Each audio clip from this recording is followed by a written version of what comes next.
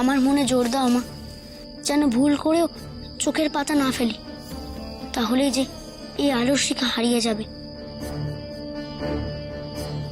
আমাকে যে কণ্টকালী মায়ের মন্দিরে যেতেই হবে, শত শত মানুষের প্রাণের বাঁচানোর দায়িত্ব নিয়েছি আমি, তা যেন সুষ্ঠুভাবে পালন করতে পারি।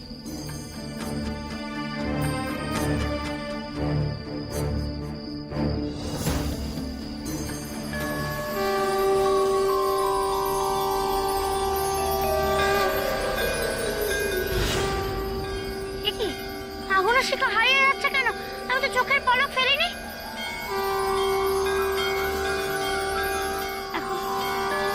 এখন এই গভীর বনে আমাকে কে পথ দেখাবে? আমি কি তবে পথ হারিয়ে ফেললাম? কে নিয়ে যাবে আমাকে মায়ের মন্দিরে? ওম কালী! কারাবাজ?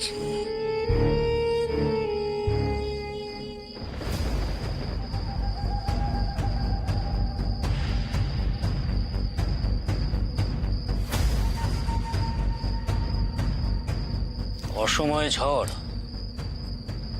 এ কিসের ইঙ্গিত? তবে কি কোনো অশুভ শক্তি তার নিজের ক্ষমতা দেখানো শুরু করেছে? না না, এই আগুন আমি নিভতে দেব না, কিছুতেই না। না, আগুন আমি নিভতে দেব না। আমার স্বামীর দেহের ওপর অপদেবতার খবর পড়তে দেব না আমি। একবার ওই আগুন নিভে যাক, তারপর ওই অপদেবতার কোপ সবার আগে নিশ্চিহ্ন করবে ওই করালিকে। কেউ আর ওকে বাঁচাতে পারবে না, কেউ না। এদিকে তুমি আগুন বাঁচানোর চেষ্টা করছো, এদিকে আমার স্বামীর দিকে নজর কে দেবে শুনি? এই মুহূর্তে যদি বন থেকে শিয়াল কুকুর এসে ওনার দেহ তুলে নিয়ে যায়, কে আটকাবে? হ্যাঁ, আগুন তো নিভতে দেওয়া যাবে না বোন, তাহলে যে অপদেবতারা ছুটে আসবে। আমি কোন দিকে দেখি বলো? সব দিক দেখতে হবে তোমাকে, সব দিক। আমার স্বামীর দেহে যদি একটা আঁচড় লাগে, তবে তোমার নিস্তার নেই করালি। না,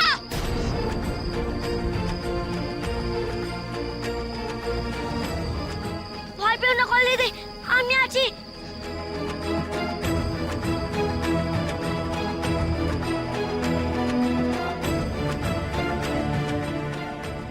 না, এভাবে এই প্রবল ঝড়ের মধ্যে সাধনা করা একেবারে অসম্ভব।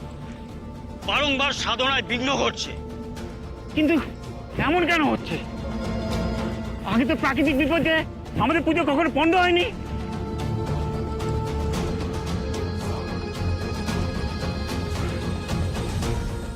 সাধনায় ব্যাঘাত তো ঘটবেই। লোকনাথের জন্য এই মৃতদেহ শ্মশানের পাশে পড়ে রয়েছে। অপদেবতারা চতুর্দিকে উন্মুখ হয়ে আছে শিকারের উপর ঝাঁপিয়ে পড়ার জন্য, আর এই মৃতদেহকে স্পর্শ করার জন্য তারাই এসব অনাসৃষ্টি ঘটাচ্ছে। না না, আর এসব সহ্য করা মানে মৃত্যুকে আহ্বান জানানো। আমার মনে হয় লোকনাথ যখন এই মুহূর্তে আমাদের মধ্যে উপস্থিত নেই, তখন করালিকে বোঝানো আমাদের উচিত কাজ হবে। চলো সবাই।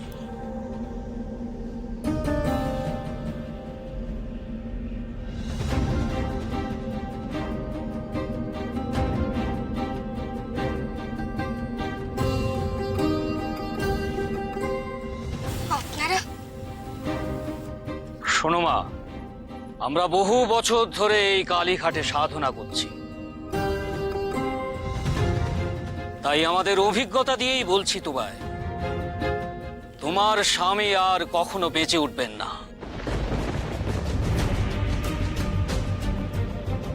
কারণ তা সম্ভব নয়। তাই আমি তোমায় অনুরোধ করছি মা, অপদেবতারা তোমার স্বামীর শরীর ছিন্ন ভিন্ন করে দেওয়ার পূর্বেই তুমি তার দেহের সৎকার করো, তাকে মুক্তি দাও। আমি ডোমেদের ডাকার ব্যবস্থা করছি।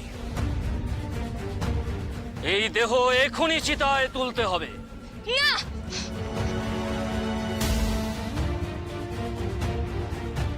খবরদার বলছি, খবরদার, আপনারা আমি স্বামীর দেহর কাছে ঘেসবেন না। স্বয়ং জম এলেও আমি তাকে ফিরিয়ে দেব। আর আপনারা তো সামান্য মানুষ, খবরদার আমার স্বামীর দেহ স্পর্শ করার চেষ্টাও করবেন না। তুমি আমাদের অপমান করছো। আমরা মায়ের উপাসক। তুমি কি জানো আমি এই মুহূর্তে তোমায় অভিশাপ দিয়ে তোমার ইহকাল পরকাল স্তব্ধ করে দিতে পারি? আমার স্বামীকে বাঁচিয়ে তোলার জন্য যদি আমায় আপনাদের অভিশাপ করাতে হয়, তবে আমি তাতে ভয় পাই না। যতক্ষণ আমার দেহে প্রাণ আছে ততক্ষণ আমি ওনাকে আগলে রাখবো। লোকনাথ না ফেরা অবধি আমাকে এখান থেকে কেউ এক চুলও নড়াতে পারবে না। অপদেবতার কোপে ইতিমধ্যেই গ্রামের বহু মানুষজন অসুস্থ হয়ে পড়েছে। এরপর যদি মৃত্যুর পালা শুরু হয়ে যায়, তার জন্য দায়ী থাকবে তুমি।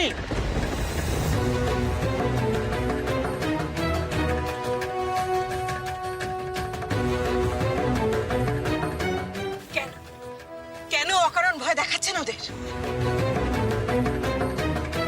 গ্রামে যে অসুস্থ হয়েছিল সে খানিকক্ষণ আগেই সুস্থ হয়ে উঠেছে।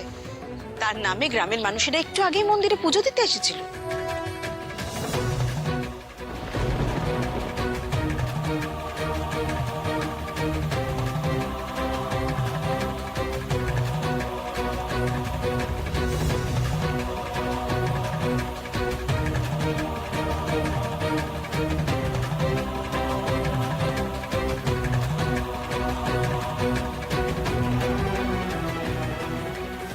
আর আমাদের অপেক্ষা করতে হবে না ভৈরবী মা।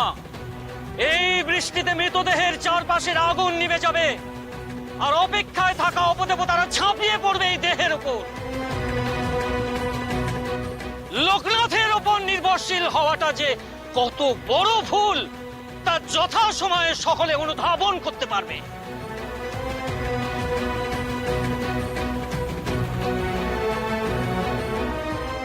কেন এমন করছো মা?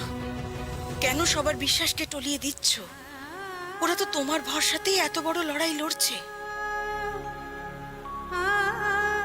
তান্ত্রিকদের কথা মিথ্যে প্রমাণ করো মা। বৃষ্টি থামিয়ে দাও, এই আগুন নিভতে দিও না তুমি। আমার হয়েছে যত জ্বালা। এসো এসো বলছি, সারাদিন নেশা ভাঙ করে পড়ে থাকবে আর আমায় ধরে নিয়ে আসতে হবে। নিজে একবার একসা হয়ে গেলে। এসো। তোমাকে তো ভিজলে চলবে না গেননি। তুমি ভিজে গেলে শেষে জ্বর জারি হয়ে অসুস্থ হয়ে পড়লে ওই রান্না করবে কে? আমি তো না খেয়ে পড়বো। দাঁড়াও, আমি একটা উপায় বের করছি। উপায়? হ্যাঁ। তুমি আবার কি উপায় বের করবে? আরে দাঁড়াও দাঁড়াও, দেখছি। হ্যাঁ, এই যে গিন্নি, হ্যাঁ, এই দেখো তুমি আর ভিজছো না। ঠং।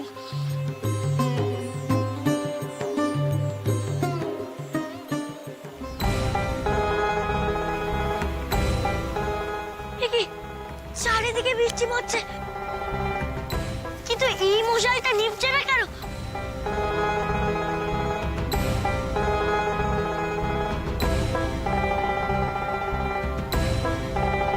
হয় বেনি হয়, মায়ের কৃপা থাকলে সবই হয়। জগতাচার্য, তাকিয়ে দেখো।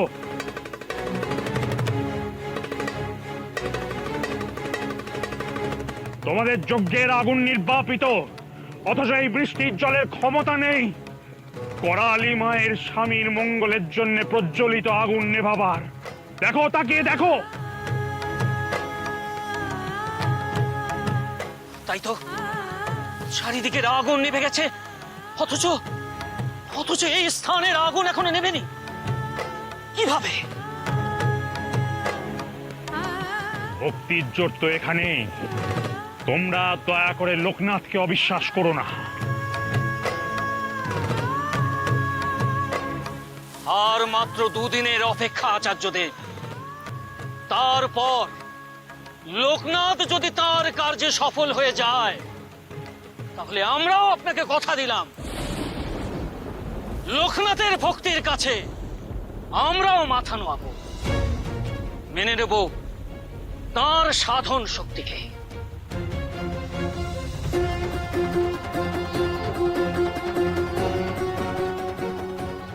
সত্যিই কি এটা ভগবানের লীলা? তবে কি লোকনাথ আমার স্বামীকে বাঁচিয়ে তুলবে? বিশ্বাসে মিলায় বস্তু, তর্কে বহুদূর। আর একটু অপেক্ষা করেই দেখো না, লোকনাথ ঠিক ফিরবে। আর লোকনাথ যদি না ফেরে তাহলে আমি এই আগুনকে সাক্ষী রেখে বলছি, মায়ের মন্দিরে গিয়ে মাকে ডাকা আমি চিরদিনের মতো ছেড়ে দেব।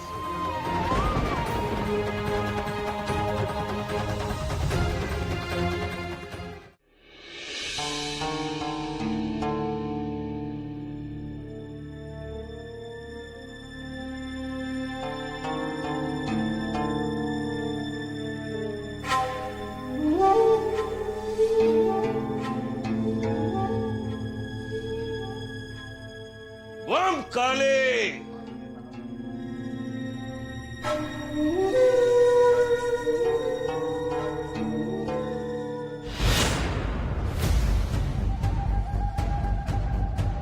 প্রদীপের শিখা তার মানে ঠিক জায়গাতেই আমাকে নিয়ে এসেছে। এটাই তো মনে হচ্ছে কণ্ঠকালী মায়ের মন্দির। ওই তো মায়ের মূর্তির গলার মালায় একটা শুকনো ফুল ঝুলছে, ওতেই আছে ব্রহ্মকমলের বীজ।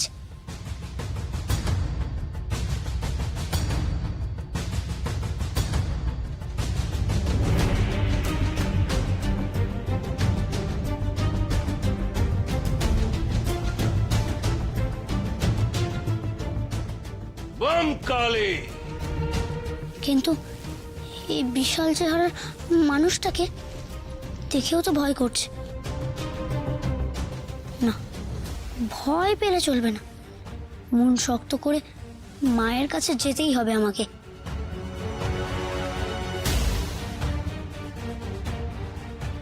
এই এই কে কে তুই? এই রাত দুপুরে হ্যাঁ কোন ভূত এসছিস আমাকে জ্বালাতে? হ্যাঁ আমি ভূত নই গো, আমি মানুষ। এই মানুষ? হ্যাঁ হ্যাঁ তো, জলজান্ত মানুষ। ও বাবা, অশরীরী আর তান্ত্রিক ছাড়া এই চত্বরে কারোর পা পড়তে দেখিনি। আর তুই তো একটা একরত্তির মানুষ। হ্যাঁ আমি আমি আমি ঠিক দেখছি তো? হ্যাঁ গো, তুমি ঠিকই দেখছো, আমি সন্ন্যাসী, আমার নাম লোকনাথ। কথা, তুই রাত দুপুরে এখানে এখানে কি করছিস? হ্যাঁ কি মতলব তোর? হ্যাঁ বল বল শুনি। আমি ব্রহ্মকমলের বীজ নিতে এসেছি গো, যা কণ্ঠকালী মায়ের গলার মালার মধ্যে রয়েছে। তোর সাহস তো কম নয়। ওই ওই মায়ের মূর্তি একমাত্র তান্ত্রিকদের ছোঁয়ার নিয়ম আছে। আর তুই একরত্তি ছোড়া, হ্যাঁ এখানে এসে আবদার করলেই হলো নাকি? হ্যাঁ এই যা যা যা যা, ভাগ ভাগ ভাগ ভাগ। তুমি তাড়ালেও যে আমার যাওয়ার উপায় নেই গো, ব্রহ্মকমলের বীজ নিয়েই আমাকে যেতে হবে।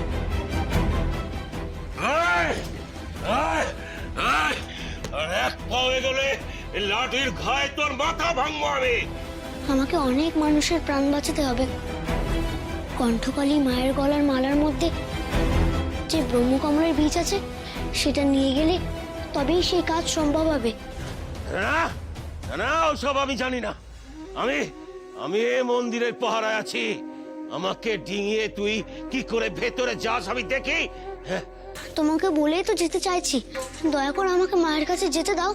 এই আমি এই মাকে রক্ষা করি। এই মা তোর মা নয়। মাকে কারোর একার হয় গো, তোমার মা মানে তো সে আমারও মা। না, ওই কণ্ঠকালী মা আমার মা। কালিমা সবার, তাকে যে নামেই ডাকো না কেন। তাই? হ্যাঁ তাহলে প্রমাণ দে, দে প্রমাণ। ওই কণ্ঠকালী মা যে তোর মা, তার প্রমাণ দিতে পারলে ওই মালা তুই পাবি।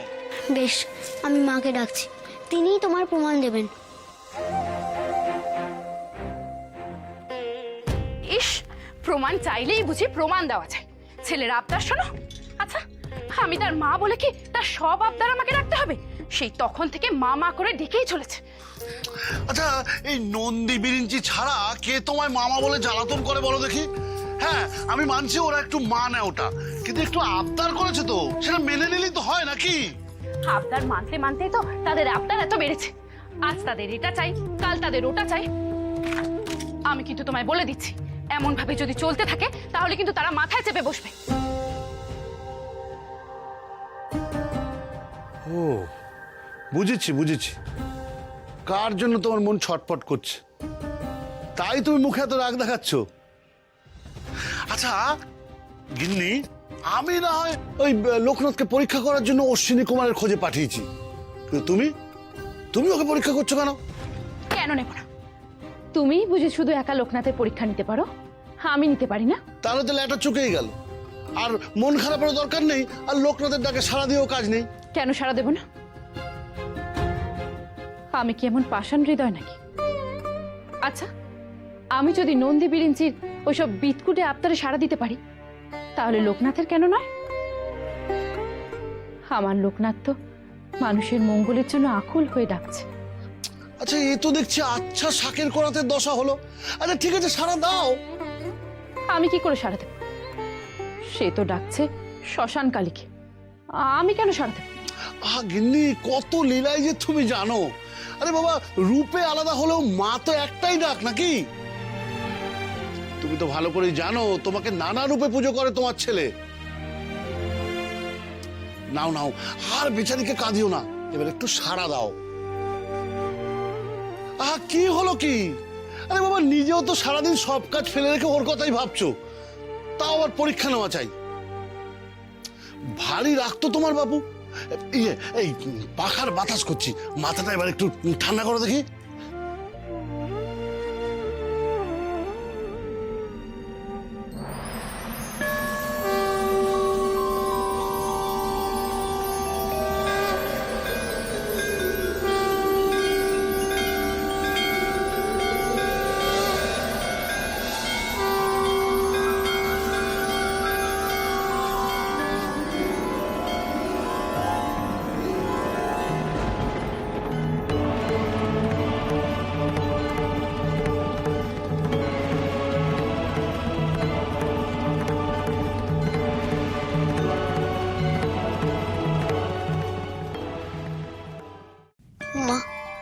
মা গো, তুমি নিজের এই গলার মালা আমার হাতে তুলে দিলে। আমি জানতাম মা, জানতাম সন্তানের আর্তকান্না তোমার কানে গেলে তুমি আমায় ফিরিয়ে দিতে পারবে না, কারণ তুমি তো মা জগৎ জননী। মায়ের কাছে যেতে দিইনি বলে মা মা নিজেই তোকে মালা এনে দিল।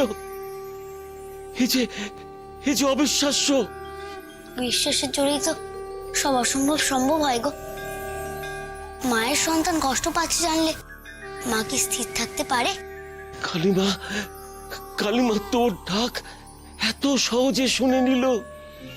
তুই তো সাধারণ কোনো সন্ন্যাসী নোস, মস্ত বড় সাধক। না গো, আমি শুধু মায়ের ছেলে, যা চাই তাই শুধু মায়ের কাছেই চেয়ে নি।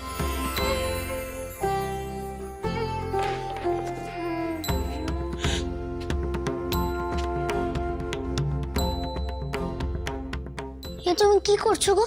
ক্ষমা চাইছি ছোট সন্ন্যাসী, ক্ষমা। মায়ের মন্দিরে ঢুকতে বাধা দেওয়ার জন্য আমি ক্ষমা চাইছি, কিন্তু ওই মা যেমন জাগ্রত তেমন রাগী। আমি পাহারার নামে তার সন্তানকে তার কাছে যেতে দিইনি বলে ওই লাঠি যদি আমার মাথায় ভাঙে। মা কিচ্ছু বলবে না গো। মা যেমন শাসন করেন তেমনি স্নেহ করেন বলেই তো তুমি এখানে বসে আছো, তাই না? কিন্তু তুই কে তুই? সত্যি করে বল দেখি বাপ, এরকম অসাধ্য সাধন তুই কি করে করলি? আমি কালীঘাটে মায়ের সাধনা করি।